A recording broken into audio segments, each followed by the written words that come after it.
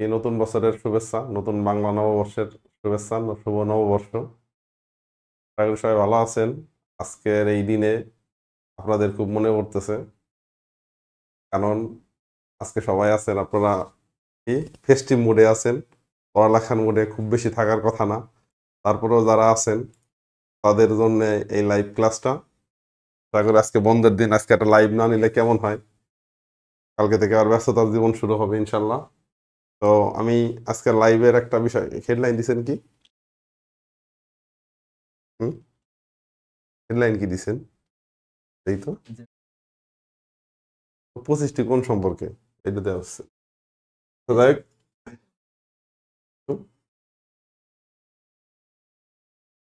তো যাই হোক, আজকে আর কি আমরা আপনারা হয়তো যারা দেখছেন, কে কোথা থেকে দেখছেন একটু বলতে পারেন, 2-4 মিনিট গল্প করি। আর শুভ নববর্ষ, অবশ্যই নতুন বছরের শুভেচ্ছা অভিনন্দন। আল্লাহ আপনাদের আগামী বছরটা অনেক, আগামী বছর না, আগামী বছর অনেক অনেক বছরগুলো আপনাদের জীবনটাকে সুন্দর সাফল্যমণ্ডিত করুক।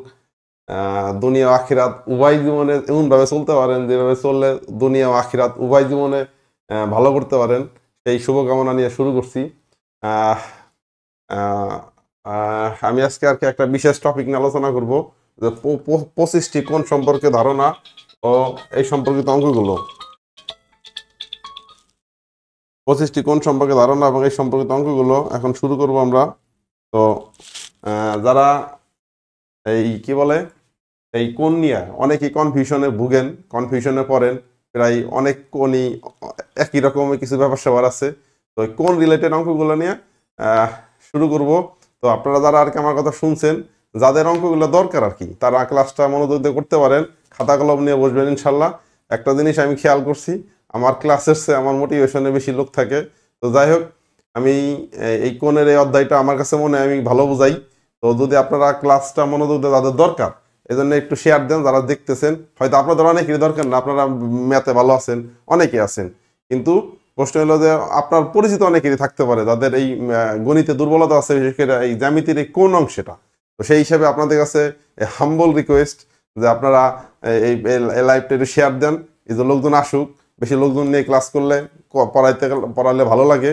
তো আপনারা কে কোথা থেকে আছেন, এই 40 জন যে 41 জন আছে, আমার খেয়াল করেন, যাদের দরকার, অনেকে আছেন যে এই বিষয়ে খুব ভালো পারফর্ম করেন, যাদের দরকার তাদের, মানে যাদের দরকার নাই তারা অ্যাভয়েড করতে পারেন, কোনো সমস্যা না। কিন্তু তারা কি করতে পারেন, তারা আপনার কোনো একটা প্রিয় বন্ধুরে মেনশন দিয়ে দিতে পারেন, আর একটা কি শেয়ার দিয়ে দিতে পারেন। কারণ এই 25টা কোণ নিয়ে অনেক কনফিউশন মানুষের কাজ করে। একটু মনোযোগ দিয়ে যদি আপনি শেষ পর্যন্ত ক্লাস, মানে প্রায় অনেকগুলো অঙ্ক করাবো, যদি সম্ভব হয় শেষ, যারা তাদের দরকার তারা যদি করতে পারেন, তাহলে ইনশাল্লাহ আমার কাছে মনে হয় কোন রিলেটেড এই দুর্বলতাটা আপনাদের একটু হইলেও কমবে আশা করি। তো মোহাম্মদ এরশাদ বিন, আপনি কুড়িগ্রাম থেকে দেখছেন। মোহাম্মদ নুর আলম সরকার, আপনি ঠাকুরগাঁও থেকে দেখছেন। তুলসীমালা, আসসালামু আলাইকুম স্যার। ওয়ালাইকুম আসসালাম। তারপরে মোহাম্মদ নুর আলম সরকার, আসসালামু আলাইকুম স্যার। ওয়ালাইকুম আসসালাম।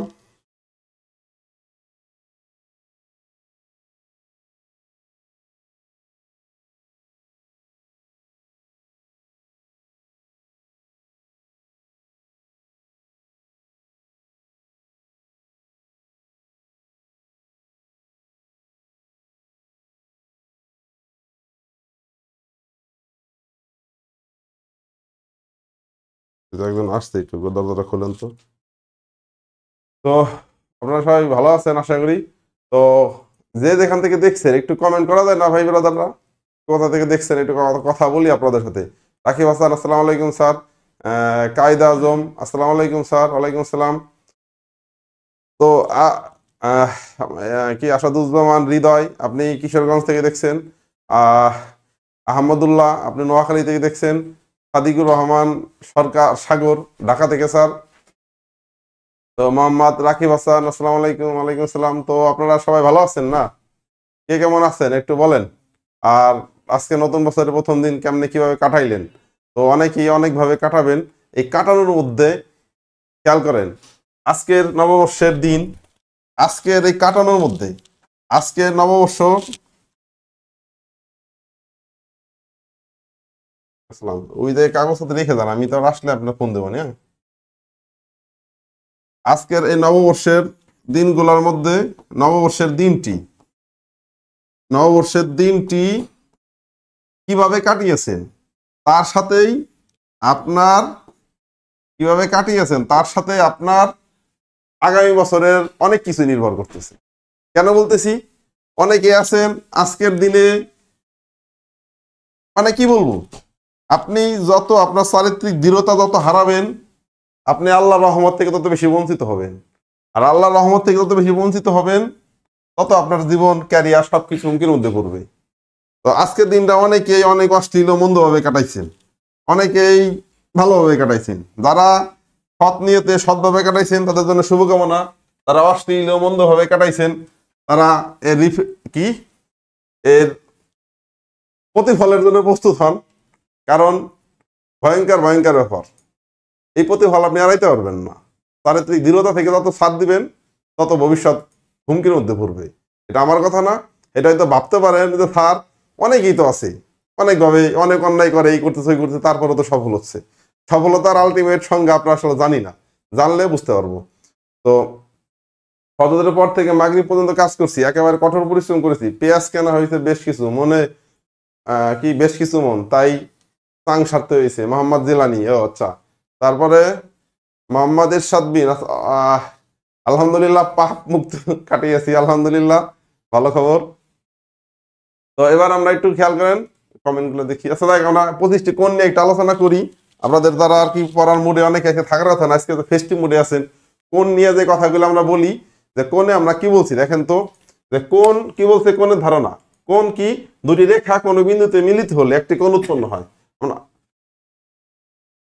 দুটি রেখা খেয়াল করেন, দুটি রেখা এই যে একটা রেখা, এই যে একটা রেখা, দুটি রেখা যেখানেই হোক, দুটি রেখা যদি কোথাও মিলিত হয়, দুটি রেখা যেভাবেই হোক, দুটি রেখা কোনো বিন্দুতে যদি মিলিত হয়, তাহলে ওই মিলন বিন্দুতে একটা কোণ তৈরি হয়। তাহলে ওই দেখেন চিত্রে দেখতেছেন, চিত্রে এ বি ও বিসি রেখা, চিত্রে এ বি ও বিসি রেখা পরস্পর বি বিন্দুতে ছেদ করছে। অতএব এই জন্য কোণ এ বি সি একটা কোণ হয়ে গেছে। সেই কোণেরই কি বি, সেই কোণ। তাহলে কোণ কি, কি করতেছেন, দুটি রেখা যদি কোনো বিন্দুতে মিলিত হয়, তাহলে ওই কোণকে, দুটি রেখা কোনো বিন্দুতে মিলিত হইলে, দুটি রেখা কোনো বিন্দুতে মিলিত হলে ওই মিলন বিন্দুতে একটা কোণ তৈরি হয়। তাহলে সেইটাকে আমরা কোণ বলি। তো কোণের দেখেন, কোণ পরিমাপের তিনটা পদ্ধতি আমরা জানি। একটা হচ্ছে ডিগ্রি পদ্ধতি, একটা রেডিয়ান পদ্ধতি, আর গ্রেডিয়ান পদ্ধতি। তো এইগুলো নিয়ে আমরা যখন ত্রিকোণমিতি পড়াবো তখন হয়তো আপনারা বুঝতে পারেন। আপাতত তিনটা পদ্ধতি সম্বন্ধে জানেন। এটা হচ্ছে ডিগ্রি, তারপরে আমরা সামনে আগাই রেডিয়ান, গ্রেডিয়ান, এগুলো আপনারা বুঝবেন। আমি এই 25টা কোণ নিয়ে কথা বলবো। তো প্রথম কোণটাই কি, প্রথম কোণটাই দেখেন সূক্ষ্ম কোণ। সূক্ষ্ম কোণটা কি, কোণের 25 পদের কোণ আপনারা পাবেন। তো একটু খেয়াল করেন, সূক্ষ্ম কোণটা তো আমরা সবাই জানি, তারপরে বলি জিরোর চেয়ে বড় এমন একটা কোণ, তার নাম যদি আমি এ দেই, সেই কোণের মান হচ্ছে জিরোর চেয়ে বড় আর কি, সরি, জিরোর চেয়ে বড় আর 90-এর চেয়ে ছোট। যদি এমন কোন কোণ আপনার সামনে আসে, যেই কোণের মান 0-এর চেয়ে বড়, 0-এর চেয়ে বড় কিন্তু 90-এর চেয়ে ছোট, এই ধরনের কোণকে আমরা কি বলবো, সূক্ষ্ম কোণ বলবো। তাহলে দেখেন, এই যে ত্রিভুজ আঁকাইছি, এই যে একটা কোণ আঁকাইছি এবিসি, এইখানে এবিসি বি কোণটা 52 ডিগ্রি, অতএব এটা সূক্ষ্ম কোণ। তো সূক্ষ্ম কোণ তাহলে কি হলো, 0-এর চেয়ে বড়, 90-এর চেয়ে ছোট কোণকে আমরা সূক্ষ্ম কোণ বলবো। এটা খেয়াল করেন, সূক্ষ্ম কোণ। তো এবার একটা অঙ্ক চলে আসছে, আবার দেখেন কি বলছে, যে একটা কোণের পরিমাণ 80 ডিগ্রি হইলে, দেখেন এখানে কিন্তু আমি যে অঙ্কটা দিছি, এই অঙ্কটা কিন্তু এই না, এই অঙ্কটা মানে এই না যে এই অঙ্কটা আমি এমনি দিছি, এই অঙ্কটা কিন্তু পরীক্ষা আসা অঙ্ক। এখন আমি একটু আগে থিওরি আলোচনা করছি, এখন আপনার কাছে মনে হচ্ছে পানি, যে এত সহজ অঙ্ক পরীক্ষা আসে নাকি। কিন্তু এমন অঙ্ক কিন্তু পরীক্ষায় আসে, আবার এমন অঙ্ক আমরা কিন্তু ভুল করি। তো সেই হিসাবে যেটা বলবো, যে অঙ্কটা এখন সহজ মনে হইলেও যখন 25টা কোণ এক জায়গা হয়ে যাবে, এরপরে যখন কোনো কোশ্চেন সামনে আসবে, তখন দেখবেন অঙ্কটা কঠিন হয়ে গেছে। তো এই জন্য বলতেছি, সহজ অঙ্ক শিখার যারা অঙ্কে দুর্বলতা আছেন, তারা আমার কথা একটু মনোযোগ দিয়ে শুনবেন। অঙ্ক শিখার সবচেয়ে কার্যকর পথটাই হচ্ছে সহজ অঙ্ক দিয়ে প্র্যাকটিস করা। আপনি যত সহজ, মানে সহজ অঙ্ক কোনগুলি, একেবারে অঙ্কের ইউনিট, মানে যে কোনো কিছুর একক কি, খেয়াল করেন। আমরা জানি কি, আমি কেমনে বুঝাই, মনে করেন যে দৈর্ঘ্যের একক কি, কোনো কিছু দূরত্ব পরিমাপের একক কি, দূরত্ব পরিমাপের একক হচ্ছে মিটার। এখন দেখেন মিটার কি, একেবারে ক্ষুদ্র ক্ষুদ্র ইউনিট। তো প্রত্যেকটা জিনিস ওই জিনিসটা যাদের গঠিত হয়েছে তাকে যদি ক্ষুদ্র ক্ষুদ্র করতে করতে একেবারে মূল এককে পাওয়া যায়, মানে মূল বস্তুতে আমরা ফিরে আসতে পারি, মৌলিক বস্তুতে ফিরে আসতে পারি, তাহলে সেটা হলো সবচেয়ে ক্ষুদ্র বস্তু। সেই ক্ষুদ্র থেকে যদি আমরা জিনিসগুলা ক্ষুদ্র ক্ষুদ্র অংশ নিয়ে যদি গবেষণা করি, তাহলে আস্তে আস্তে যখন ক্ষুদ্র জিনিস 2টা মিলে একটা হবে, 3টা মিলে একটা হবে, 4টা মিলে একটা হবে, তখন যখন কমপ্লেক্স অর্থাৎ যৌগিক কিংবা বড় হইতে থাকবে, তখন এটা সহজ হয়ে যাবে। তো সেই হিসেবে বলবো কি, অঙ্ক শেখার একটা কার্যকর পথ হচ্ছে সহজ অঙ্কগুলো বেশি বেশি প্র্যাকটিস করা। সহজ অঙ্ক যত বেশি প্র্যাকটিস করবেন, কঠিন অঙ্ক তত আপনার জন্য সহজ হবে, কারণ অঙ্কের বেস এইভাবেই তৈরি হয়। একটু দেখেন সূক্ষ্মকোণ, আবার একটি কোণের উপরে, এটা তো আমরা বলছি ডাবল স্লাইড হয়ে গেছে। এবার দেখেন দ্বিতীয় আর একটা কোণ, সমকোণ। আমরা হয়তো বলতে পারলাম স্যার এত সহজ কোণ, এত জিনিস সহজ জিনিস বুঝাইতেছেন কে? সমকোণ আমি কি বলছি, তাহলে আমার 0-র চেয়ে বড় কোণ হইলে এবং 90-র চেয়ে ছোট কোণ হইলে আমরা সেটা বলবো সমকোণ। আর যদি ওই কোণটার মান যদি 90-এর সমান হয়ে যায়, তখন আমরা তাকে বলবো কি, 0-র চেয়ে বড় 90-এর চেয়ে ছোট হইলে আমরা তাকে বলি সূক্ষ্মকোণ। আর যদি 90-এর সমান হয়ে যায়, তখন আমরা তাকে বলবো সমকোণ। তাহলে যে কোণের মান 90 ডিগ্রি তারা বলা হয় সমকোণ। এখন দেখেন পরের কোণটায় যদি আবার আসি, একবারে সহজ কথায় চলে যাই, তাহলে কি হলো, আচ্ছা সামনে আসি তারপরে বুঝতে পারবেন। তাহলে একটি কোণ, অনেকে কমেন্ট করছেন, কমেন্টগুলো দেখতেছি আমি, যে দেখেন এটা তো আপনারা জানেন একটা সমকোণ কত ডিগ্রি থাকে, 90 ডিগ্রি। তারপরে কি বলছে, যে কোণের ডিগ্রির পরিমাণ 90 ডিগ্রি তার কি বলা হয়, সমকোণ বলা হয়। বিজয় চন্দ্র আপনি বলছেন যে ভোরে ঘুম থেকে উঠতে পারি না। তারপরে আলহামদুলিল্লাহ মোহাম্মদ এরশাদ বিন আপনি বলছেন যাক আলহামদুলিল্লাহ, আমরা সামনে আগাই, আপনাদের সাথে আবার কথা বলবো, এই পয়লা বৈশাখ নিয়ে কথা হবে। তো যাদের অঙ্ক অনেকেরই দরকার, অনেকে দরকার না, আমি যে একটা জিনিস খেয়াল করি, যে আমার ক্ষেত্রে আমার স্টুডেন্টরা, আমার শিক্ষার্থীরা আমার কাছ থেকে শুধু কি বলে মোটিভেশন বেশি খুঁজে। তো এবার দেখেন আমরা যদি স্থূলকোণের কথা বলি, তাহলে স্থূলকোণটা কি, তাহলে আমরা 3টা কোণ পেয়ে গেলাম। একটা হচ্ছে যে 0-র চেয়ে বড় 90-এর চেয়ে ছোট কোণকে বলা হয় সূক্ষ্মকোণ। সূক্ষ্মকোণ দেখেন a = 90 ডিগ্রি, এটা হয়ে গেল সমকোণ। এরপরে কি, 90-এর চেয়ে বড়, 90-এর চেয়ে বড় এবং 180-র চেয়ে ছোট গেল, 90-এর চেয়ে বড় 180-র চেয়ে ছোট, এমন যদি কোনো কোণ পাই, সেই কোণের নাম কি হবে, সেই কোণের নাম হবে স্থূলকোণ। খেয়াল করেন, স্থূলকোণ। তাহলে আমি 3টা কোণ পেলাম, একটা হচ্ছে 0-র চেয়ে বড় 90-এর চেয়ে ছোট, সেটার নাম হচ্ছে সূক্ষ্মকোণ। 90-এর সমান, সেটার নাম হচ্ছে সমকোণ। 90-এর বড় 180-র চেয়ে ছোট, সেটাকে আমরা বলবো স্থূলকোণ। তাহলে এবার বলেন এইখানে দেখেন স্থূলকোণ কোনটা, এক সমকোণ থেকে বড়, এই যে এক সমকোণ 90 ডিগ্রির চেয়ে বড়, 2 সমকোণ থেকে ছোট 180-র চেয়ে ছোট। তাহলে যেই কোণটা পাইলাম সেটা হচ্ছে যে এই ফরম্যাট আসলো, যে 90-এর চেয়ে বড়, কাল এটা চেঞ্জ করি, 90-এর চেয়ে বড় 180-র চেয়ে ছোট, এই কোণকে আমরা কি বলবো, স্থূলকোণ। এবার দেখেন আরেকটা কোশ্চেন, দেখেন যে 150 ডিগ্রি কোণটি হলো কি, 150 ডিগ্রি, 150 ডিগ্রি কোণ হচ্ছে কোনটা, আমরা জানি কি, দেখেন এটা কি, এটা হচ্ছে 90 ডিগ্রি, একটু ব্যাখ্যা করি। এটা হচ্ছে যে কত, স্থূলকোণ, এটা হচ্ছে 90-এর চেয়ে বড় 180-র চেয়ে ছোট, তাহলে এটা 90-এর চেয়ে বড় 180-র চেয়ে ছোট। আর এটা কি, 0-র চেয়ে বড় 90-এর চেয়ে ছোট। তাহলে 150 ডিগ্রি কোন কোন, দেখেন 90-এর চেয়ে বড় 180-র চেয়ে ছোট, তার মানে স্থূলকোণ। এই দাগটা দেখেন কি বলছে, 90-এর চেয়ে বড় 180-র চেয়ে ছোট হইলে এ কোন প্রকারের কোণ, 90-এর চেয়ে বড় 180-র চেয়ে ছোট হইলে তাহলে কোন প্রকারের কোণ হবে বলেন। আমরা ফিরে যাই অঙ্কে, সরল কোণ। তাহলে আমি খেয়াল করেন, আপনারা কি অঙ্ক করতেছেন, মানে অঙ্কের জন্য আছেন না খেলে যাওয়া আসা করতেছেন, যারা আমার কথা শুনতেছেন আপনারা আছেন, খেয়াল করেন। তাহলে আমি 4টা কোণ অলরেডি পড়াই ফেলছি।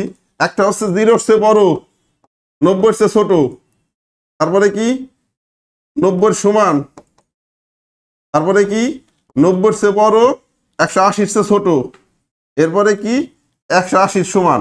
দেখেন 4টা কোণ বলে ফেলছি। তাহলে এই কোণের নাম কি, সূক্ষ্মকোণ।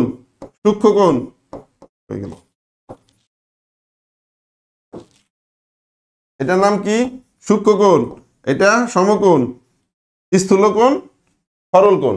তাহলে আমরা 4টা কোণের পরিচয় পেয়ে গেলাম। তাহলে সরল কোণ কি, 180 ডিগ্রির চেয়ে 180 ডিগ্রি সমান কোণকে সরল কোণ বলে, বা 2 সমকোণকে সরল কোণ বলে। সামনে আগাই। তাহলে সরল কোণের চেহারা দেখেন এরকম। তাহলে অঙ্কটা দেখেন, সরল কোণের পরিমাণ কত, তারপরে একটি সরলরেখার সাথে অপর একটি সরলরেখা মিলিত হলে যে দুটি সন্নিহিত কোণ উৎপন্ন হয় তাদের সমষ্টি কত। একটা সরলরেখার সাথে আর একটা সরলরেখা মিলিত হইলে যে দুটি সন্নিহিত কোণ উৎপন্ন হয় তাদের সমষ্টি কত, তাদের সমষ্টি 190 ডিগ্রি, সরি 180 ডিগ্রি। এবার দেখেন এই অঙ্কটা এবার করেন, যারা আছেন এই অঙ্কটা একটু ব্যাখ্যা করতে পারেন কিনা। যে এখানে যে অঙ্কটা দেওয়া আছে যে পি কিউ আর এটা সমান বলা আছে 55 ডিগ্রি। এরপরে এল এল আর এন এটা সমান দেওয়া আছে 90 ডিগ্রি। বলছে পি কিউ, এই রেখা আর এই রেখা বলছে প্যারালাল, সমান্তরাল, P Q R M R. তাহলে বলছে পি কিউ এবং বলছে কি পি কিউ এবং এম আর সমান, মানে এই দুইটা সমান রেখা। এ এখন বলছে এন আর পি মানে এইটার মান কত।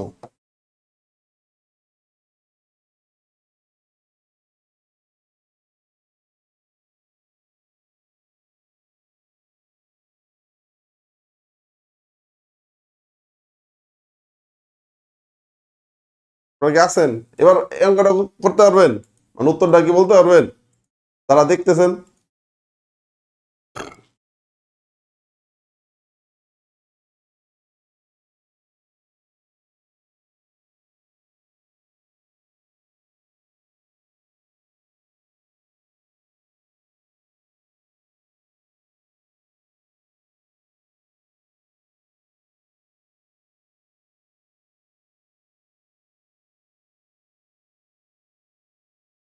কমেন্ট কি করতেছেন না নাকি কমেন্ট আসতেছে না? আমি দেখতেছি না, কোনটা বলেন তো। হ্যাঁ, কমেন্ট করতেছেন না, ঠিক আছে। তো আচ্ছা যাই, এই অঙ্কটা কি আজকে এত সুন্দর করে বুঝলাম ধন্যবাদ স্যার বোরহানুদ্দিন। ওকে জাযাকাল্লাহ। এখন বলেন আগে যারা আজকে অঙ্কটা করতেছেন উপরে কি লিখছে কমেন্টে উত্তরটা দেন তো, দেখেন তো উপরে উপরে, এই যে বাম সাইডে, বামে বামে বামে। ও আচ্ছা, নিচে যান। এবার দেখেন তো অঙ্কটা কি আসলে করতে পারবেন। আচ্ছা, আমি করি, আপনার দায়িত্ব ধৈর্য নাই। খেয়াল করেন, এখন আমরা কি জানি এই টুটাল অংশটুকু খেয়াল করেন।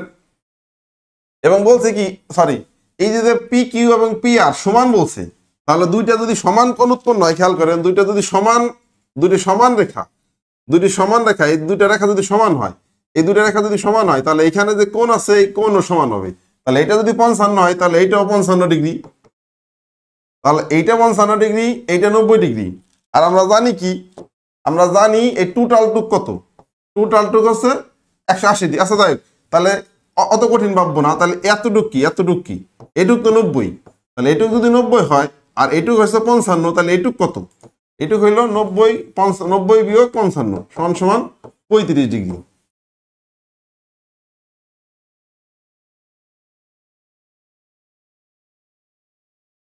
কথা কি বোঝা গেল কিনা নাকি আবার বোঝাবো বলেন তো। তুলসীমালা, মোহাম্মদ সাকিব রহমান রনি, আসসালামু আলাইকুম ভাই, কেমন আছেন? আছি আলহামদুলিল্লাহ ভাই, ভালো আছি। তো এখন দেখেন,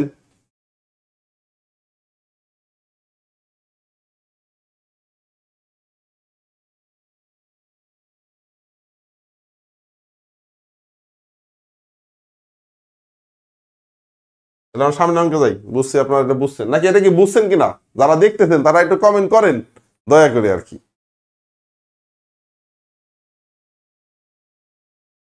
আর এখন থেকে আমাদের সাফল্য এবং আমার পেজে উভয় পিরুমুল্লাহ 2 পেজেই আমাদের নিয়মিত ক্লাস হবে আর কি। আমাদের সপ্তাহে প্রতিদিন একটা ক্লাস থাকবে ইনশাল্লাহ। আমাদের সব সাবজেক্টেরই ক্লাস থাকবে, ইংলিশ, বাংলা, তারপর হচ্ছে গণিত, বিজ্ঞান। আর যদি সবাই যখন অন্যান্য সব ক্লাস নেওয়া শুরু করবে তখন আমি আর কি পড়ানোর মধ্যে মোটিভেশন দেওয়া শুরু করবো, আমি শুধু মোটিভেশন দিব আর কি আপনাদের। তো যাই হোক, খেয়াল করেন, আপনার সুসংবাদ দেই, সুসংবাদ না দুঃসংবাদ যেটাই বলেন, আমরা আগামীকাল থেকে আমাদের 11 থেকে 20 গ্রেডের যে কোচিং জব প্রস্তুতির যে ব্যাচটা, এটা সরাসরি মানে মূল ক্লাস কালকে থেকে শুরু হবে। এই প্রস্তুতিতে আমাদের গাইডলাইন নিয়ে যদি আসতে চান তাহলে আজকে কালকের মধ্যে ইনশাল্লাহ ভর্তি হয়ে যাবেন। তো এবং এখানে আমরা চেষ্টা করবো, আজকে আমি লিখছি যে কি কি পড়তে হবে, এটা যদি বুঝতে পারেন তাহলে আশা করি। খেয়াল করেন এই অঙ্কটা দেখেন, এই চিত্রে যদি আপনারা কি অঙ্কের মুডে আছেন? তাই বুঝি অঙ্ক করাবো নাহলে করাবো না, তাহলে গল্প করবো। কারণ আমি দেখছি আমার ক্লাসের চেয়ে মোটিভেশনের লোক বেশি। যারা আছেন তারা বলেন অঙ্ক করাবো না মোটিভেশন দেবো?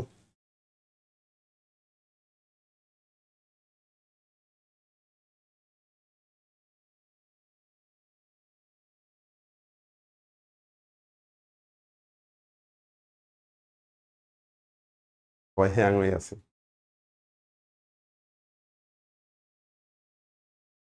আমি জানতে চাই রেফারেন্স বলে লিখিত পরীক্ষার মানে কি? রেফারেন্স বলে লিখিত পরীক্ষা মানে বুঝলাম না, আমি তো বুঝলাম না।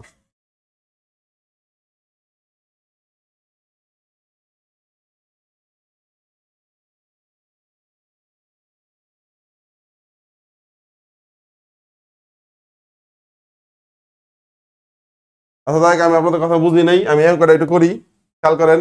এই চিত্রটিতে কি দেখা যাচ্ছে যে যদি 4x ইকুয়াল টু 5y হয়, 4x ইকুয়াল টু 5y হয়, তাহলে x এর মান কত? x ইকুয়াল টু হট, এই জিনিসটা জানতে চাইছে। আমরা একটু খেয়াল করি, দেখেন যে আমরা এই টোটাল টুক মান কত? টোটাল টুক মান হচ্ছে যে x plus y equal to 180।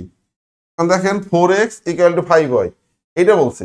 তো সেই হিসেবে আমি কি করব, আমি যদি y এর মানটা নিয়ে নেই, y ইকুয়াল টু, খেয়াল করেন, 5y ইকুয়াল টু 4x, তাহলে y ইকুয়াল টু 4/5x।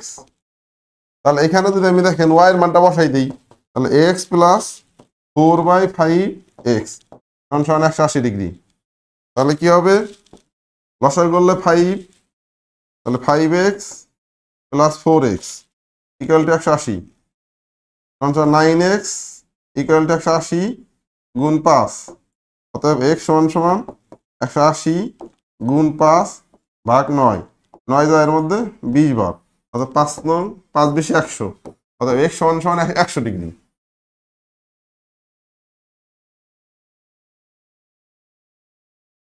তাহলে মুজিবুর রহমান বলতেছেন অঙ্ক করান, তা অঙ্ক করলে তাহলে আপনারা উত্তর বলেন না কেন? রবিউল ইসলাম সুজন, হ্যাঁ ঠিক আছে, এবার দেখেন তো তাহলে কি অঙ্কটা বোঝা গেল কিনা, যে এই চিত্রটিতে 4x ইকুয়াল টু যদি 5y হয়, তাহলে x এর মান কত? x এর মান যে 100 ডিগ্রি, এটা কি আপনারা বুঝলেন?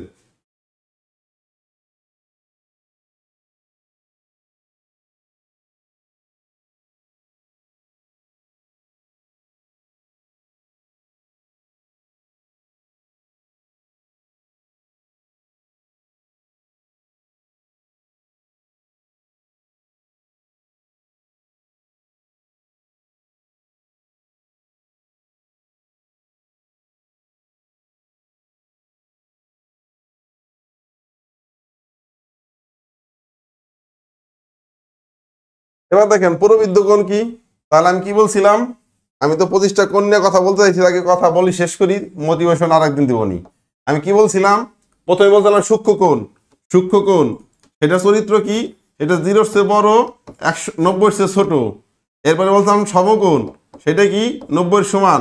এরপরে বলছিলাম 90-এর চেয়ে বড়, 180-র চেয়ে ছোট, ওইটা কি? স্থূলকোণ। এরপরে বলছিলাম 180-র সমান, সেটা কি? সেটা হচ্ছে সরল কোণ। এবার বলছে কি? 180-র চেয়ে বড়, 180-র চেয়ে বড়, আর কি 360-এর চেয়ে ছোট, এইরকম যদি কোনো কোণ পান, তার নাম হবে প্রবৃদ্ধ কোণ।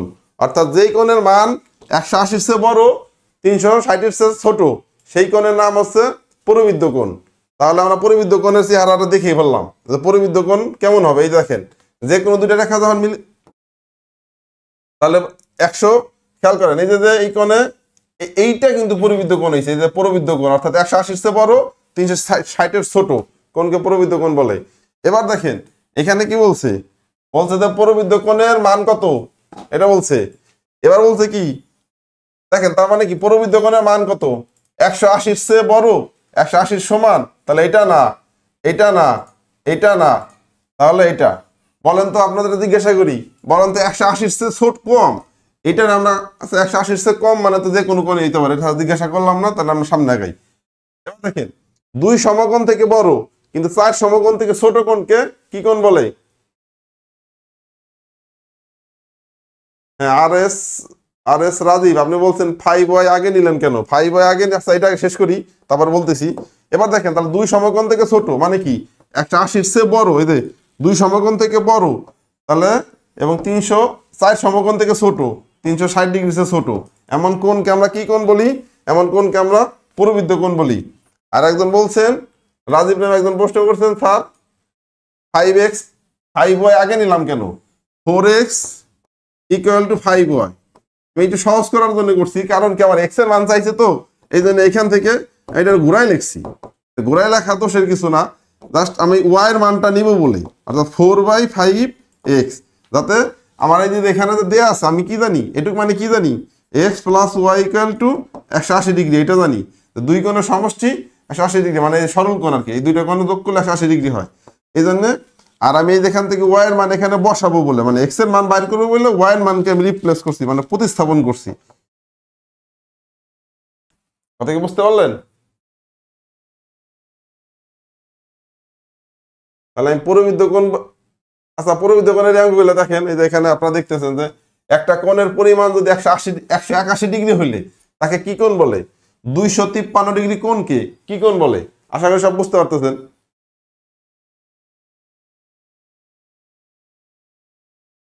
একটা বিন্দুর খেয়াল করেন, একটা বিন্দুর চারপাশের কোণের পরিমাণ কত? একটা বিন্দু তার চারপাশের কোণের পরিমাণ কত? অথবা একটা বিন্দু, এখানে যে একটা বিন্দু ধরি রেখার উপর, তাহলে তার চারপাশের কোণের পরিমাণ কত? সোজা কথা, একটা বিন্দুর চারপাশের কোণের পরিমাণ হচ্ছে 360 ডিগ্রি, মানে একটা বৃত্তর যে কোণ সেই কোণই, অর্থাৎ একটা বিন্দুর চারপাশের কোণের পরিমাণ 160 ডিগ্রি। এবার দেখেন পূরক কোণ, মনোযোগ। তাহলে আমরা মোট কয়টা কোণের কথা বলছি? সূক্ষ্ম কোণ বলছি, সরল কোণ বলছি, স্থূল কোণ বলছি, প্রবৃদ্ধ কোণ বলছি, সরল কোণ বলছি। সরল কোণের চেয়ে বড় কোণ যেটা কি ছিল, সেটা একটু আগে বললাম প্রবৃদ্ধ কোণের কথা বলছি। এখন নতুন আরেকটা কোণের নাম আসলো পূরক কোণ। পূরক কোণ কি? দুইটা কোণ অর্থাৎ x প্লাস ওয়াই একে অপরের পূরক বলে না, একে অপরের পরিপূরক বলে না, এই ধরনের কথা শুনছেন না? তাহলে দুইটা কোণের মান যদি 90 ডিগ্রি হয়, তাহলে x কে y এর পূরক কোণ বলা হবে, অথবা y কে x এর পূরক কোণ বলা হবে। অর্থাৎ দুইটা কোণের যোগফল যদি 90 ডিগ্রি হয়, তাহলে একটাকে অপরটার পূরক কোণ বলে। তাহলে দেখেন, দুটি কোণের মান যদি 90 ডিগ্রি হয়, দুটি কোণের সমষ্টি যদি 90 ডিগ্রি হয়, তাহলে প্রত্যেকটির মান কি? প্রত্যেকটি কোণের নাম কি? অর্থাৎ দুটি কোণের সমষ্টি যদি 90 ডিগ্রি হয়, তাহলে প্রত্যেকটি কোণের নাম কি? অথবা দুটি কোণের সমষ্টি যদি এক সমকোণের সমান হয়, দুটি কোণের সমষ্টি যদি এক সমকোণের সমান হয়, তাদের একটিকে অপরটির কি কোণ বলা হয়? তাদের একটিকে অপরটির পূরক কোণ বলা হয়।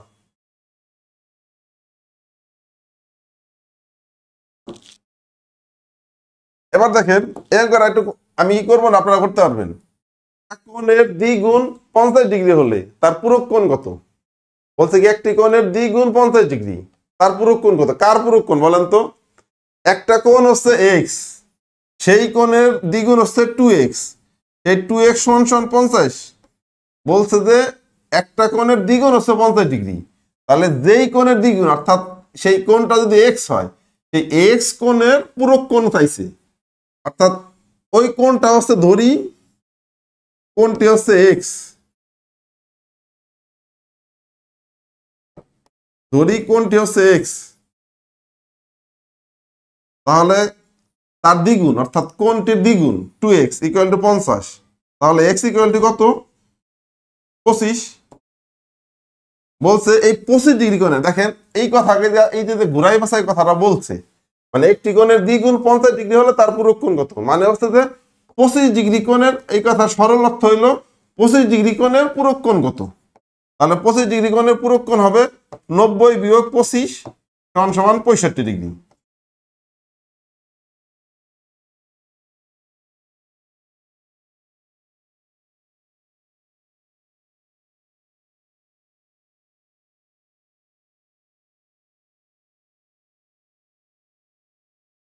আচ্ছা এম করে আপনাদের করাবো, তারপরে আপনাদের মোটিভেশন দেওয়া শুরু করবো পড়ালা, যে প্রস্তুতি নিয়ে আসছি, সময় নিবর্তিতে না কথা বলবো, সেই সময় নিয়ে কথা বলবো, যেহেতু আপনাদের অনেকেরই মানে।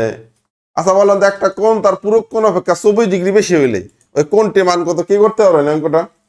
অঙ্কটা যদি কেউ এখন করতে পারেন, তাহলে আমাদের যে কোনো কোর্সে 50% স্যার আজকের জন্য, আজকে যদি করতে পারেন, যে প্রাইমারি কোর্স বলেন, নিবন্ধন বলেন, তারপরে হচ্ছে কি যেন বলে বিসিএস বলেন, এরপরে হচ্ছে যে 11 থেকে 20 গ্রেড যেটাই বলেন, অঙ্কটা যদি করতে পারেন আর যদি ভর্তি হইতে চান তাহলে আপনার জন্য 50% স্যার।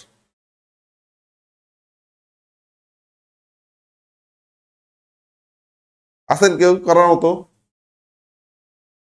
চেষ্টা করবেন? কেউ আছেন? কমেন্ট করে জানান যে চেষ্টা অন্তত করবেন।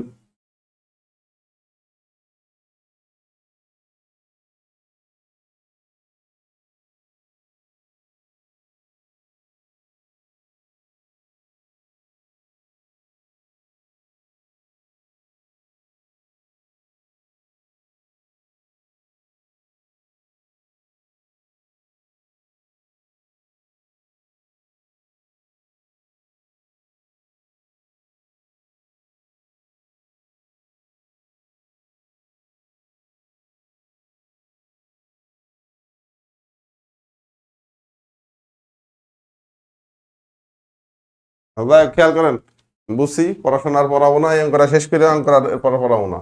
খেয়াল করেন, একটা কোণ তার পূরক কোণ অপেক্ষা, একটা কোণ তার পূরক কোণ, তাহলে একটা কোণ যদি এক্স হয়, ধরি একটি কোণ এক্স, তাহলে তার পূরক কোণ কত? পূরক কোণ হচ্ছে 90 - x। কারণ আমরা জানি কি, দুইটা কোণের যোগফল 90 ডিগ্রি হইলে ওই কোণটা হয় পূরক কোণ। হ্যাঁ, ফারিয়া রহমান 64 ডিগ্রি বলছেন, রুহুল আমিন বলছেন 66, আর বোরহানুদ্দিন বলছেন সুযোগ দেন। ওকে, সুযোগ দিলাম আপাতত। তাহলে একটা কোণ হচ্ছে এক্স, আর পূরক কোণ তো বুঝলেন যে একটা কোণ যা হবে, একটা নাম যদি পি হয় তাহলে অপরটার নাম কিউ, অর্থাৎ পি এবং কিউ দুইটা মিলে যোগ করে 90 ডিগ্রি হবে, অর্থাৎ একটা কোণ অপরটার পূরক কোণ হবে। তাহলে যদি এই ঘটনা ঘটে, একটা কোণ যদি 90 ডিগ্রি হয়, একটা কোণ এক্স, তাহলে অপর কোণ, এখন বলছে কি, একটি কোণ তার পূরক কোণ অপেক্ষা, তাহলে পূরক কোণ এটা, তাহলে একটা কোণ হলাম এক্স, পূরক কোণ হচ্ছে 90 - x। বলছে যে একটা কোণ তার পূরক কোণ অপেক্ষা 24 ডিগ্রি বেশি। তাহলে শর্ত মতে দ্বারা এগুলো অঙ্কটার শর্ত দাঁড়াইলো এটা। আমি কি বোঝাইতে পারলাম? একটা কোণ, রুহুল আমিন বলছেন 114 ডিগ্রি, আল্লাহ তাই কোনদিন হয় নাকি? একটা কোণ তার পূরক কোণ অপেক্ষা 24, তাহলে একটা কোণ খেয়াল করেন, আমি একটা কোণ কি হবে, একটা কোণের নাম দিছি এক্স, তাহলে পূরক কোণ কি, পূরক কোণ হচ্ছে 90 - x। এখন বলছে কি যে তাহলে কোণটির মান কত, এবং শর্ত কি দিছে, বলছে যে একটা কোণ তার পূরক কোণ অপেক্ষা কত ডিগ্রি বেশি, 24 ডিগ্রি বেশি। তাহলে একটা কোণ হলাম এক্স, তাহলে এই এক্স থেকে, আর তার পূরক কোণ আছে এইটা, তাহলে এক্স থেকে পূরক কোণ বিয়োগ করলে যা পাবো তার নাম 24। একজন উত্তর 57 ডিগ্রি বলছেন, মনে হয় হয়েছে আপনার অঙ্কটা 24। তাহলে এটা সমাধান করলে আমরা কি পাই দেখেন তো, 2x = 24 + 90, তাহলে 2x = 114, তবে x = 57, অর্থাৎ 114/2, অর্থাৎ x = 57 ডিগ্রি।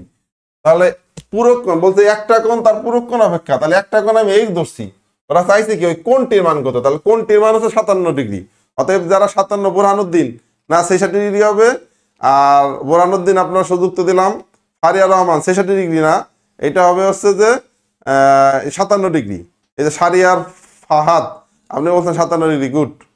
তারপর মোহাম্মদ RS রাজীব বলছেন 57 ডিগ্রি, জি 57 ডিগ্রি। এবার কি বুঝতে পারলেন? ফারিয়া রহমান, তারপর হচ্ছে রুহুল আমিন, তারপর হচ্ছে মুজিবুর রহমান খান, কয়েকজন হলো, হ্যাঁ 57 ডিগ্রি, সারিয়ার ফাহাদ 57 ডিগ্রি বলছেন। তো যাই, কয়েকজন অলরেডি পাওয়া গেছে, তো তাদের জন্য অন্তত ক্লাসটা কন্টিনিউ করি, নাহলে আমি অন্য দিক চলে যাইতাম। এই কথা দেখেন, কোণ এ ও বি পরস্পর পূরক কোণ, কোণ দুটির অনুপাত 3:2 হইলে এর মান কত? অন্তত যেই কয়জন আছেন এই কয়জন মিলান তো চেষ্টা করেন, অঙ্কটা পারেন নাকি দেখেন তো। হাসি মধু, নমস্কার স্যার, নমস্কার। এ ও বি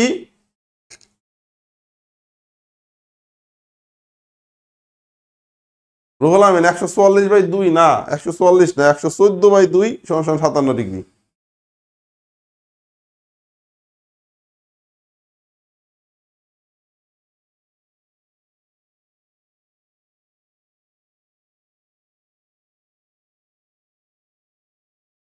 হাসি মধু 57 ডিগ্রি, ফারিয়া রহমান, জি ভাইয়া বুঝছি, তার মানে জি স্যার বুঝতে পারছি, রুহুল আমিন গুড। খেয়াল করেন, আপনারা যারা আমার কথা শুনতেছেন তারা আমাদের পেজের দিক, আমাদের 2 পেজ সাফল্য একাডেমি এবং পিলুমুল্লাহ 2 পেজে আপনারা ফলো রাখতে পারেন, কারণ আমরা এরপর থেকে ইনশাল্লাহ এখন থেকে নিয়মিত লাইভ ক্লাস হবে, প্রতিদিন কোনো না কোনো টপিক্সের উপর একটা ক্লাস হবে। আর আমার ক্লাস বেশিরভাগ সময় টপিক ভিত্তিক না হয়ে মোটিভেশনাল টাইপের হবে। এখন আপনারা যারা আছেন তারা বলেন আমি কি অঙ্ক করাবো না আমি যে বিষয়ে বলতে আইছি সেই বিষয়ে কথা বলবো। যা পড়ালাম তো হাসির মধ্যে এটা 54 ডিগ্রি বলছে, এটা শেষ করে আগে।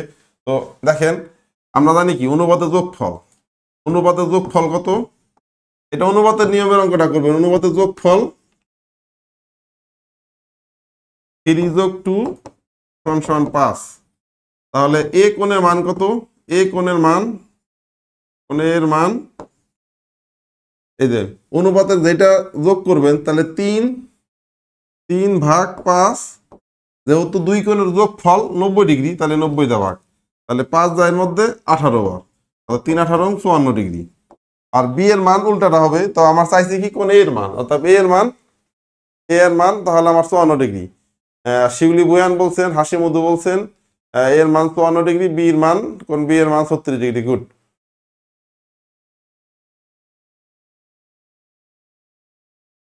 তো এটা আর কি বিষয়।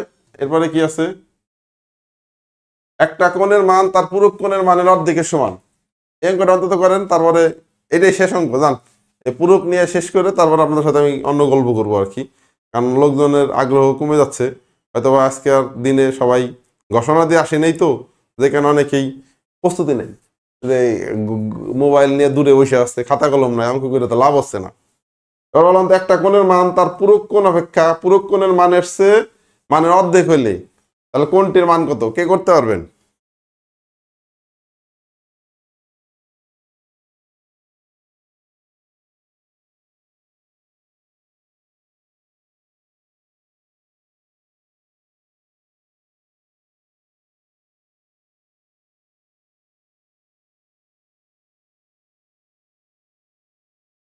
রুহুল আমিন বলছেন 36 বি, হাসির মধ্যে বলছেন 30 ডিগ্রি।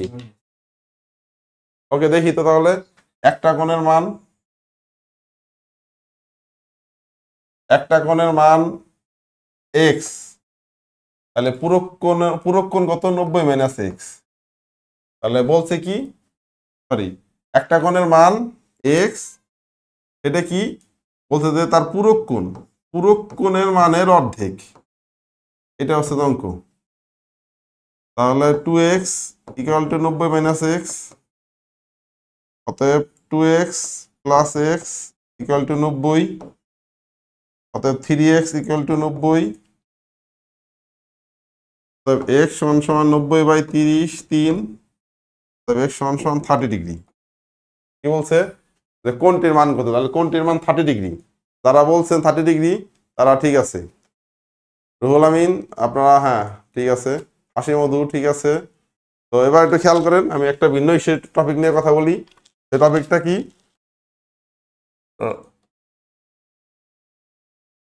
এটা কি রাসূল সাল্লাল্লাহু আলাইহি সাল্লাম বলেছেন, কি বলছেন জানেন? খেয়াল করেন আপনারা, এই যে যেটা বললাম আর কি একটু আগে, আমি ক্লাসের শুরুতেই বলছিলাম যে আমাদের ক্যারিয়ার কেমন হবে, আমাদের আগামী বছর কেমন যাবে, তা নির্ভর করবে আমাদের রাসূল সাল্লাল্লাহু আলাইহি সাল্লামের এই একটা বাণীর উপরে। খেয়াল করেন কি বলছেন রাসূল সাল্লাম, যার 2টি দিন একই রকম যায়, 2টি দিন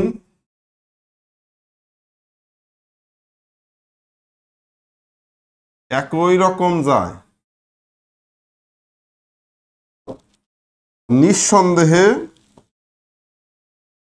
নিঃসন্দেহে সে ক্ষতিগ্রস্ত। খেয়াল করেন কি ভয়ঙ্কর একটা কথা বলছে। এই কথাটার মধ্যেই আমাদের আমাদের ভবিষ্যৎ জীবন, আমাদের সফলতা ব্যর্থতার মূলনীতি এই একটা লাইনের মধ্যেই আছে। রাসূলুল্লাহ সাল্লাল্লাহু আলাইহি ওয়াসাল্লাম বলছেন যে যার 2টি দিন একই রকম যায়, তার নিঃসন্দেহে যার একই রকম যায় নিঃসন্দেহে সে ক্ষতিগ্রস্ত। অর্থাৎ এবার দেখেন, আমরা একটু নিজেকে মিলা, যে আজকের দিনটা আমি কি করে কাটালাম, কালকের দিনটা আমি কেমনে কাটাইছি। দেখেন কালকের দিনটা যদি আপনি হিসাব করেন, হয়তো দেখবেন কালকে হয়তো আপনি 10 ঘন্টা কিংবা অন্তত 1000 রিলস দেখছেন, কালকের দিনে হয়তো আপনি 5 ঘন্টার মোবাইল টিপছেন, মোবাইল ব্যবহার করছেন, আজকের দিনেও 5 থেকে বেশি 6 ঘন্টা মোবাইল চলে গেল। তাহলে কালকের দিনের চেয়ে কালকের দিনের যদি একই রকম যায়, আপনি খেয়াল করেন, আপনি একটু মিলান আপনার টানা এই মাসে আজকে যদি আপনি একটা বই পড়ে থাকেন, মানে ধরেন আপনার যারা ছাত্র যার পড়ালেখার মানে অগ্রাধিকার ভিত্তিতে যারা পড়ালেখা সেট করতে পারে না, খেয়াল করেন আমার কথা একটু বোঝার চেষ্টা করেন। আপনি আপনার আজকে মিলান এইভাবে যে আজকের দিন আর গতকালের দিনকে আপনি রাখিয়ে গেছে, গতকালের দিন পরশু দিন আর কালকের দিনকে আপনি রাখিয়ে গেছে, তার আগের দিন আর তার আগের দিনকে আপনি রাখিয়ে গেছে। আপনি টোটাল মাস মিলাইতে গেলে দেখবেন যে সব দিনই একই রকম যাচ্ছে। আপনার কোনো দিনই দেখা যাচ্ছে যে আজকে নামাজ পড়ছেন 2 ওয়াক্ত, জামাতে 2 ওয়াক্ত পড়ছেন, কালকে 2 ওয়াক্ত পড়ছেন, তার আগের দিনও 2 ওয়াক্ত পড়ছেন।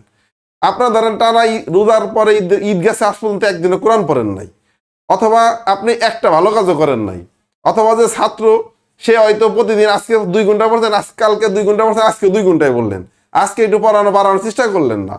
কালকে আপনার কি বলে যে আপনি আপনার অগ্রাধিকার ভিত্তিতে পড়াটা সেট করলেন। অগ্রাধিকার ভিত্তিতে কি, যে যার বাংলায় সমস্যা সে বাংলাকে প্রায়োরিটি দিয়ে সেট করবে, তার রিপোর্ট কি তার টার্গেট সেট করবে। যার গণিতে সমস্যা সে গণিতকে টার্গেট করে তার রুটিন তৈরি করবে। যার ইংরেজিতে সমস্যা সে ইংরেজিকে গুরুত্ব দিয়ে টার্গেট ফিক্স করবে। এবং যার খেয়াল করেন, তো এই যে যদি এভাবে মিলান তাহলে আপনি কি দেখবেন, যদি এইভাবে মিলান তাহলে দেখবেন যে আপনার আজকের দিন আর কালকের দিনের মধ্যে পার্থক্য হয়েছে কিনা। যদি পার্থক্য হয় তাহলে আপনি ঠিক আছেন, যদি পার্থক্য না থাকে তাহলে দেখেন এই কথাটা তো আমি বলি নাই, রাসূলুল্লাহ সাল্লাল্লাহু আলাইহি ওয়াসাল্লাম মানে এই আজকে যখন এই বইটা পড়তেছিলাম, এই এই এই এই লাইনগুলো যখন আসছে তখন আসলে মানে আপনাদের আমি বলতেছি যেমন আমার নিজের অনুশোচনায় অনুদগ্ধ মানে অনুতপ্ত হয়ে যাচ্ছি। আসলেই তো কালকে কি করছি, কালকে অফিস দেশ ছিল, অফিস কাজ করছি, কিন্তু গত শুক্রবার আর আজকে যদি আমরা চিন্তা করি, গত শুক্রবারের কাজটা যেভাবে আজকে আমার সোমবারও ঠিক একই রকম কাটলো, তার মানে আমি ক্ষতিগ্রস্তের মধ্যে আছি। আমি শুক্রবারেও কোনো নিজেকে কোয়ালিটি ডেভেলপের চেষ্টা করি নাই, আজকেও ডেভেলপের চেষ্টা করলাম না। তাহলে এইভাবে যদি খেয়াল করেন, প্রত্যেকটা মানুষের ক্যারেক্টারিস্টিক্স এমন যে সে যদি মানে আজ থেকে কালকে ডেভেলপ করার চেষ্টা না করে তাহলে তার কোয়ালিটি লস করে, তাহলে সে কোয়ালিটি ফল করে, এবং তারপরের জন্য যদি এইভাবেই যায় তাহলে আপনি যা অর্জন করছেন তাও হারাই ফেলবেন।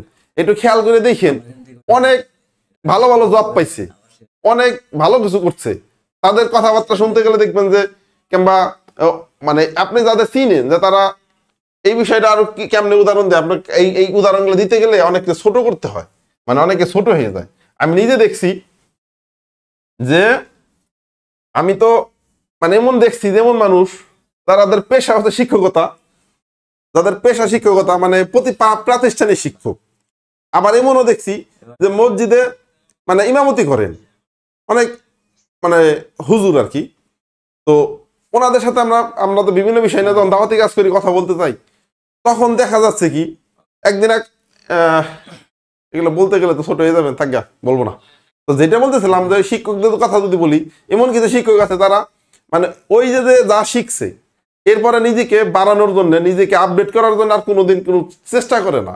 এই জন্য হয় কি, অনেক প্রতিভাবান ছাড়ও ক্লাস নিতে গেলে নতুন কিছু আর ডেলিভারি দিতে পারে না, যে কারণে ক্লাসে ছাত্ররা মানে তার প্রতি ইন্টারেস্ট হারাই ফেলে কিংবা আগ্রহ হারাই যায় দিন দিন। কিন্তু যদি সে নিজেকে ডেভেলপ করার চেষ্টা করতো, যে আজকের সে আগামীকালের দিন যদি ভালো করতো কিংবা গতকালের সে আজকের দিন যদি ভালো হইতো, তাহলে সে এই লাইনে অনেক ডেভেলপ করতে পারতো। তো যাই হোক, যেটা বলতেছিলাম যে এই দুইটা জিনিস মাথায় রাখতে হবে যারা আপনারা জব প্রত্যাশী আছেন, যে আজকের দিনের সে আগামীকালের দিনটা যেন অবশ্যই ভালো হয়। এবং আর একটা ভয়ঙ্কর কথা আছে, আল্লাহ বলছেন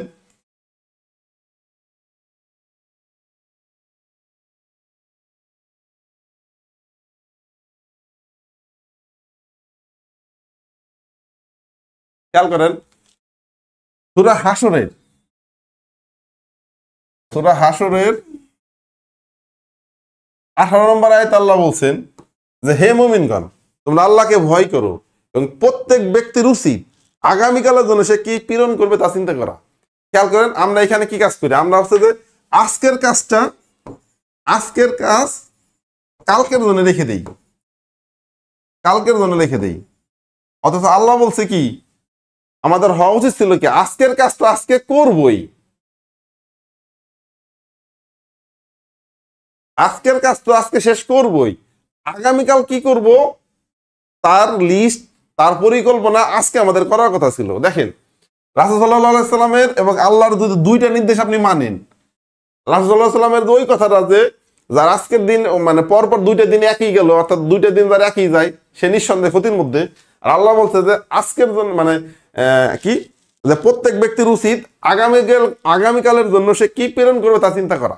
অর্থাৎ এটাকে যদি আমরা এইভাবে ধরে নিই যে আমি আজকের কাজ তো আজকে করবই, আগামীকাল কি কাজ করব তার পরিকল্পনা যদি আজকে করি, তাহলেই এই দুইটা কাজ যদি আমরা মেনটেন করতে পারি যে আমি কালকে কি করব তার পরিকল্পনা আজকে করব, এবং কালকে যদি ওই কাজগুলো এক্সিকিউট করতে পারি, তাহলেই কিন্তু আমরা মানে আমাদের দিন দুনিয়া আমাদের সবকিছুই আমাদের সাফল্যমণ্ডিত হবে। আমরা যে ব্যর্থতার কানাগুলিতে বারবার হাবুডুবু খাচ্ছি, কেন খাচ্ছি? ঠিক এই কারণগুলোর কারণে আমরা এই হাবুডুবু খাচ্ছি। দেখেন আল্লাহ কিন্তু আমাদের ব্যস্ত হওয়ার জন্য মানে আমাদের ব্যস্ত করতে চান। আল্লাহ রাসূলুল্লাহ সাল্লাল্লাহু আলাইহি ওয়াসাল্লামের সুন্নাত এবং আল্লাহর নির্দেশ উনি আমাদের ব্যস্ত রাখতে চান। কারণ কি? আমরা ব্যস্ত থাকলে ক্রিয়েটিভ হব। আমরা যত বেশি সময়কে ব্যবহার করব, কারণ যেই সময়টা আমার চলে যাচ্ছে সেই সময়টা চলেই যাচ্ছে, কখনোই ফেরত পাবো না। কিন্তু যেই সময়টা আমার আছে এই সময়টা যদি আমি ব্যবহার না করি তাহলে আমার ক্রিয়েটিভিটি লস করবে। আর আল্লাহ চান আমরা যেন আমাদের ক্রিয়েটিভিটি বাড়াই, আমরা যেন সবসময় ক্রিয়েটিভ থাকি। যেই কারণে আল্লাহ এবং এই নির্দেশ দিলেন, রাসূলুল্লাহ সাল্লাল্লাহু আলাইহি ওয়াসাল্লাম এই সুন্নাত আমাদের শিখাইলেন।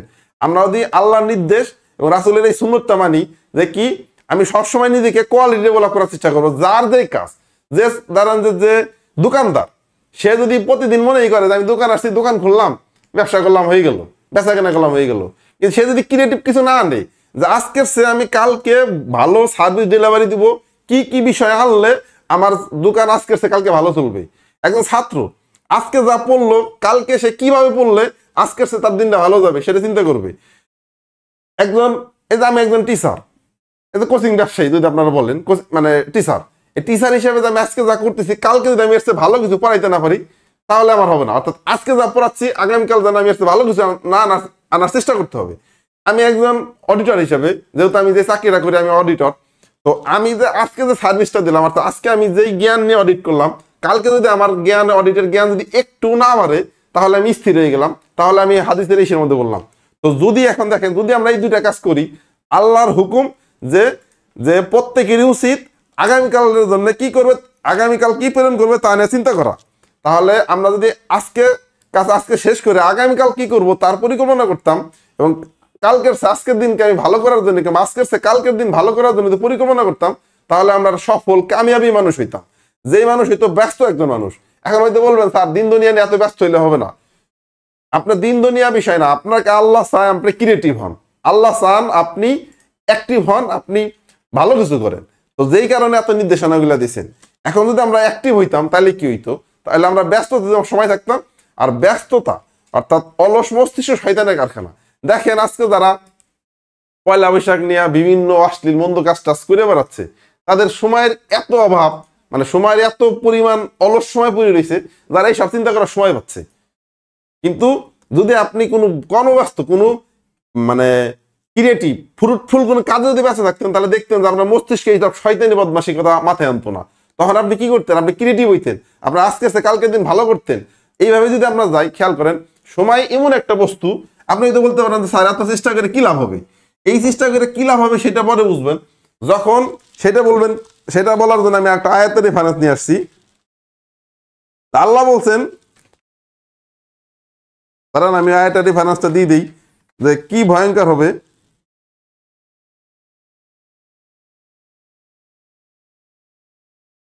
দেখেন সূরা ফাতির, সূরা ফাতির, সূরা ফাতির, সূরা ফাতির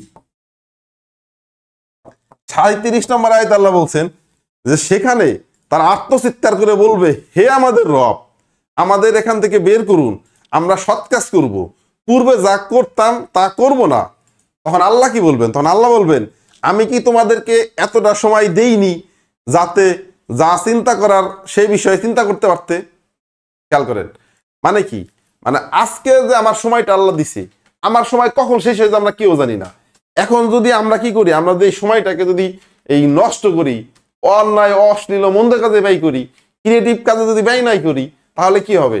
তাহলে আমার খেয়াল করেন আপনি যদি মানে দুনিয়ার কাজে ব্যস্ত থাকতেন তাও কিন্তু আপনি ক্রিয়েটিভ চিন্তা করতেছেন, আপনি অশ্লীল মন্দ কাজে জড়াই যাচ্ছেন না, অর্থাৎ আপনার সব না হইলে গুনাহ হচ্ছে না। আর আপনি যদি ক্রিয়েটিভ হন তাহলে অবশ্যই সবের কাজে আপনি করবেন। তাহলে যদি এটা করতেন তাহলে আল্লাহ কি বলছে, তাহলে আমরা বেঁচে যেতাম। কখন বাঁচতাম? হাসরের দিন যখন আমার কাছে সময়ের হিসাব চাইতো, যখন আমরা চিৎকার করে বলবো, যে সেখানে তারা আত্মচিৎকার করে বলবে, হে আল্লাহ, হে আমাদের রব, বের করুন আমাদেরকে, আমরা সৎ কাজ করবো, পূর্বে যা করতাম তা করব না। আল্লাহ তখন বলবেন, আমি কি তোমাদেরকে এতটা সময় দেইনি, যে সময় দিলে তুমি এই চিন্তা করতে পারতে? তাহলে দেখেন, অতএব আমরা কেন করবো এই কাজ। এবং আরেকটা আয়াতে সূরা মুনাফিক 11 নম্বর আয়াতে আল্লাহ বলছেন যে প্রত্যেক ব্যক্তির নির্ধারিত সময় যখন উপস্থিত হবে তখন আল্লাহ কাউকে অবকাশ দিবেন না, তোমরা যা করো আল্লাহ সে বিষয়ে খবর রাখেন। খেয়াল করেন কি গুরুত্বপূর্ণ কথা, কি বলছে সূরা মুনাফিকুন, সূরা মুনাফিক, মুনাফিক নিয়ে একটা সূরা আছে দেখছেন, এই সূরার 11 নম্বর আয়াতে আল্লাহ বলছেন যে প্রত্যেক ব্যক্তির নির্ধারিত সময় যখন উপস্থিত হবে তখন আল্লাহ কাউকে অবকাশ দিবেন না, তোমরা যা করো আল্লাহ সে বিষয়ে সম্যক ধারণা রাখেন। অতএব যখন আমার সময় উপস্থিত হয়ে যাবে, 1 সেকেন্ড সময় আল্লাহ আমাকে দিবেন না বাড়তি। তাহলে যদি না হয় তাহলে এই সময়টাকে কিভাবে আমরা, মানে এই রিলস দেখি সারাদিনে অন্তত 1000 রিলস দেখি, আমরা হাজার হাজার রিলস দেখি, মিলিয়ন মিলিয়ন, মানে কি বলবো ভিউ, মানে কি বলে ওই, মানে যখন আমরা কি বলে স্ক্রল করি, ও যদি মাপা যাইতে দেখা গেল কয়েকশো কিলোমিটার দূরত্ব আমরা প্রতিদিন মানে কভার করে ফেলছি এই স্ক্রল করে। তো আমাদের কি করা উচিত? তাহলে আমাদের সময় যেহেতু হিসাব আমার দিতেই হবে, তাহলে সময়টা আমার এমনভাবে দেওয়া উচিত যেইভাবে ব্যয় করলে আমরা কাঙ্ক্ষিত লক্ষ্যে পৌঁছাইতে পারি। খেয়াল করেন, আজকে আপনার মনে দেখেন হতাশা, আপনি চাকরি পাচ্ছেন না, এই হতাশা কেন হয়েছে? দেখেন আপনি একটু পিছনের দিক তাকান, আমি সময়ের সঠিকভাবে ব্যবহার করি নেই বলে আজকে আমার এই চাকরি পাচ্ছি না বলে হতাশা। আপনি স্কুল কলেজ ইউনিভার্সিটি লাইফটারে যথাযথভাবে কাজে লাগাই নেই বলে, আজকে আমার চাকরি চেষ্টা করা লাগতেছে। যদি ওই সময় আমরা যথাযথভাবে কাজে লাগাইতাম, আমরা যদি ডিপার্টমেন্টের ফার্স্ট ক্লাস ফার্স্ট হইতাম, আমরা যদি মানে আইএলটিএস এই ধরনের এমন কিছু মানে গবেষক হয়ে যাইতাম, তাহলে দেখতেন এতদিন আমাদের নাসার জন্য পথ উন্মুক্ত হয়ে যায়, আমাদের গুগলে চাকরি হয়ে যায়, আমরা বিদেশে চলে যেতে পারতাম, মানে কত কিছু করতে পারতাম, অথবা এই দেশে আমরা গবেষক হয়ে যাইতে পারতাম। তার মানে কি, আমরা আজকের দিন, আমরা আগের পিছনের দিনের চেয়ে আমার আজকের দিন, আজকের আমার যে হতাশা, এই হতাশার পিছনে আমার পিছনের দিনগুলো দায়ী। আমি পিছনে যখনই পরিশ্রম করি নেই তার ফল আজকে। এখনো যদি আপনি এই অবহেলায় কাটাই দেন, এইভাবেই যদি আপনার চলতে থাকে, তাহলে দেখবেন আপনি আবার 5 বছর পরে আবারও হতাশায়, মানে আবারও সে হতাশায়, দুঃখে, লাঞ্ছনায়, গঞ্জনায় আত্মচিৎকারে করবেন, আল্লাহ আমার কি হইলো, আমার তো জীবনে এত কষ্ট কেন? কারণ কষ্ট আমাদের 2 হাতের কামাই, আমরা নিজেরাই কষ্ট আসলে টাইনে নিয়ে আসি। আমাদের অলসতায় আমাদের কষ্ট তৈরি করে, আমাদের এই ক্রিয়েটিভ মানে আনক্রিয়েটিভ বলা যায়, অর্থাৎ সৃষ্টিশীল চিন্তা না করার অক্ষমতাই, বা সৃষ্টিশীল চিন্তা করার অক্ষমতাই আমাদের হচ্ছে যে আমাদের ভবিষ্যৎ জীবন এবং আমাদের বর্তমান জীবনকে হতাশায়, লাঞ্ছনায় নিয়ে আসতেছে। তো যেটা বলতেছিলাম যে অবশ্যই আমাদের সময়ের সঠিক ব্যবহার করা উচিত, সময়কে সঠিকভাবে ব্যবহার করেই কেবল আমাদের সামনে আগানো উচিত। এবার আসেন, সময়কে সঠিক ব্যবহার কিভাবে করবেন? সময়কে তারাই সঠিকভাবে ব্যবহার করতে পারে যারা কি করছে, সময়কে অগ্রাধিকার ভিত্তিতে সেট করতে পারে। আপনি দেখেন, একজন লোক, একজন মুদির দোকানদার, তার মুদির দোকানে, খেয়াল করেন যারা আমার কথা শুনতেছেন, এখন অন্তত শেয়ার টেয়ার দিয়েন, লোকজন কমে গেছে, এখন তো ভালো কথা বলতেছি, পড়ার কথা তো বলতেছি না, এখন আপনাদের জীবন গঠনের কথা বলতেছি, এটা আমরা মোটিভেশন বলি। তো এই মোটিভেশনের জিনিসগুলো মানুষের কাছে বেশি বেশি প্রচার করতে হবে।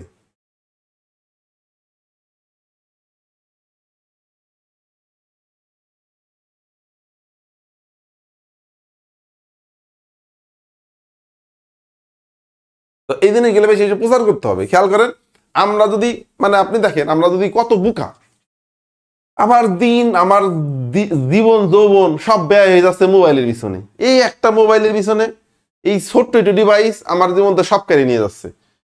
এ যেমন যেমন আপনাদের বলতেছি, এ আমার জীবনের একই অবস্থা, এই মোবাইল আমার জীবনে সব শেষ করে দিচ্ছে। আমার প্রোডাক্টিভিটি, আমার সৃষ্টিশীল চিন্তা, আমার সমাজ গঠনের চিন্তা, সমাজ সংস্কারের চিন্তা, আমি যে সমাজ দিয়ে ভাবতাম, সেই সব ভাবনা আমার শেষ করে দেয় একটা ডিভাইস। কেন হয়? কারণ আমার জীবনে সবচেয়ে মূল্যবান সময় সে খেয়ে ফেলে। তো যেটা বলতেছিলাম, একজন মুদি দোকানদার, তার দোকানে আটা, ময়দা, সুজি, এই 3টার চাহিদা খুব, মানে খুব চলে। এখন ওই দোকানদার যদি বুদ্ধিমান হয় তাহলে কি করবে? তাহলে সে আটা, দোকান যদি বুদ্ধিমান হয় তাহলে সে আটা, ময়দা সুজি রাখবে, কিন্তু সে দেখা গেল কি সে মানে অত মানে সে তার অগ্রাধিকার সে নিজে বুঝে না তার কোনটা করা উচিত, যেই কারণে সেই 3টা জিনিস সবচেয়ে বেশি চলে, কিন্তু 3টা জিনিস সে মনে করে শুধু সুজি রাখছে, আটা তার দোকানে নাই, ময়দা তার দোকানে নাই, তাহলে কি সে বুদ্ধিমান? সে কখনোই বুদ্ধিমান না। তো একজন সফল ব্যবসায়ী এই মুদি দোকানদার যদি তার অগ্রাধিকার কি, তার অগ্রাধিকার হচ্ছে যে কোনো মূল্যে এই 3টা আইটেম তার স্টোর হাউসে ভরে রাখা, কোনো মতেই যেন এই 3টা আইটেম তার স্টোর থেকে কমে না যায়। তো তাহলে সে হয়তো কি অগ্রাধিকার, সে তার অগ্রাধিকার বুঝতো, সে তার মানে বুঝতে পারতো যে তার কোনটা আগে করতে হবে। ঠিক একইভাবে একজন ছাত্র যে তার অগ্রাধিকার কাজ কি, তার অগ্রাধিকার কাজ হতো পড়ালেখা করা। এখন প্রশ্ন হলো পড়ার ক্ষেত্রে কোনটা আগে পড়বে, কোনটা বেশি পড়বে, কোনটা কম পড়বে। এখন দেখা গেলো সে বাংলা খুব ভালো বুঝে, দিনবার সে বাংলা নিয়ে বসে আছে, যে ইতিহাস ভালো বুঝে ইতিহাস নিয়ে পড়ে আছে, কিন্তু তার সে যে ইংরেজি বুঝে না, সে যে গণিত বুঝে না, সেইখানে তার অগ্রাধিকার সেটটাই। তার মানে কি আপনার অগ্রাধিকার সেটিংটা সেট করতে হবে, অর্থাৎ আপনার প্রায়োরিটি লিস্টটা যদি সেট করেন তাহলে আপনি মানে কাঙ্ক্ষিত লক্ষ্যে যাওয়ার জন্য আগাই গেলেন। অর্থাৎ তার মানে কি আমরা প্রথম কাজটা হচ্ছে যে আপনার প্রায়োরিটি সেট করা এবং কালকে কি করবেন তার পরিকল্পনা আজকে করা, তাহলেই কেবল আজকের সে কালকের দিন আপনার ভালো হবে। আর আজকের সে কালকের দিন যদি ভালো না হয় তাহলে আপনি ক্ষতির মধ্যে আছেন। তো যেটা বলতেছিলাম, তাহলে অগ্রাধিকার ভিত্তিতে সেট করতে হবে। পড়ার ক্ষেত্রে অগ্রাধিকার দিতে হবে যে সাবজেক্টটা দুর্বল। এরপরে কি করতে হবে, প্রতিদিন কয়েক মিনিট টেবিলে বসে, প্রতিদিন কয়েক মিনিট টেবিলে বসে কালকে কি করবেন তার একটা ছক তৈরি করবেন, প্রয়োজনে লিখে রাখে, নোট করবেন। খেয়াল করেন, এটা আমিও এই অভ্যাসটা আমার এক সময় ছিল, আমি হারাই ফেলছি অভ্যাসটা, আবার আজকে থেকে কিংবা খুব দ্রুত শুরু করব যে নোট করা, যে আপনি আগামীকাল কি কি কি কাজ করবেন তার নোট আজকে করে রাখা, যে আমি আগামীকাল এইটা করব, এইটা করব, এইটা করব, মামাতো ভাইয়ের সাথে কথা বলবো, চাচাতো ভাইয়ের সাথে যোগাযোগ করবো, চাচার সাথে অনেকদিন কথা হয় না ওনার সাথে কথা বলবো, ফুবার সাথে কথা হয় না কালকে একটা ফুবার সাথে কথা বলবো, আমি এই কয়েক ঘন্টা পড়বো, এইখানে কালকে যাব, এই কাজটা আমার করতে হবে। এইভাবে যদি আপনি অগ্রাধিকার সেট করে আজকে কি করবেন কালকে কি করবেন আজকে যদি প্ল্যান করেন, তাহলে কালকের দিনটা দেখবেন একটা ফ্রুটফুল আসবে।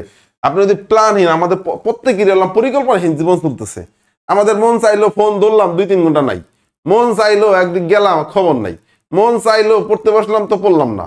তো এইভাবে যদি আপনার জীবন চলে তাহলে আমরা প্রত্যেকেই ক্ষতির মধ্যে আছি। বিশ্বাস করেন, এর এর মানে আপনি মানে এর থেকে আপনি বাঁচতে পারবেন না। আপনি যদি ছাত্র হন আপনার ভুগতে হবে, আপনি যদি রিক্সা চালক হন তাও ভুগতে হবে, আপনি দোকানদার হন তাও ভুগতে হবে, আপনি চাকরিজীবী হন তাও ভুগতে হবে। কারণ আজকের সে যদি কালকে আপনি নিজেকে কোয়ালিটি ডেভেলপ করার চেষ্টা না করেন, আপনি পিছিয়ে যাবেন। আর এই পিছিয়ে পড়ায় শয়তান আপনাকে আঁকড়ে ধরবে, আপনি দেখবেন যে হতাশার চোরাগলিতে হাবুডুবু খাচ্ছেন, আপনি কষ্টে দুঃখে দুর্দশায় ভেঙে পড়ছেন। তো যাই হোক, অনেক কথা বললাম, 30টা আমি প্রায় 25টা কোন নিয়ে কথা বলতে চাইছিলাম, কিন্তু দর্শকের অভাবে বলতে পারলাম না। তো যদি যারা আমাদের ক্লাস যদি ভালো লাগে তাহলে আমাদের কোর্সে যে কোনো একটা কোর্সে এনরোল করতে পারেন, ইনশাল্লাহ আপনাদের কাজে লাগবে। আর আমাদের আগামীকাল 11 থেকে 20 গ্রেডের জব প্রস্তুতি সেরা, খেয়াল করেন 11 থেকে 20 গ্রেডের জব প্রস্তুতি নিয়ে আমি আপনাদের একটু আগে লিখে দিছি কি কি বই পড়বেন, একটা পোস্ট আছে, ওই পোস্টটা একটু খেয়াল করে দেখেন, ওই পোস্টে আমি বলছি কি কি পড়বেন। হ্যাঁ, আলপনা আক্তার আমাদের প্রতিদিনই এখন থেকে ফ্রি ক্লাস হবে। আমাদের এই রোজার কারণে, এরপর অন্যান্য বিভিন্ন কারণে আমরা আর কি রোজার কারণে মূলত সব ক্লাস কন্টিনিউ করতে পারি নাই। তো এখন থেকে আমাদের প্রতিদিনই রুটিন ওয়াইজ আমাদের এই লাইভে ক্লাস যাবে, আপনারা ওই ক্লাস দেখে দেখে ক্লাসটা করতে পারবেন। আশা করি আপনারা উপকৃত হবেন। আর আমি বেশিরভাগই বুঝছি যে আমার ক্লাসের অঙ্ক করানো আছে, আর মোটিভেশন আপনারা বেশি পছন্দ করেন, আমি এরপর থেকে শুধু মোটিভেশন নিয়েই থাকবো আর কি। সবাই দোয়া করবেন। আসসালামু আলাইকুম।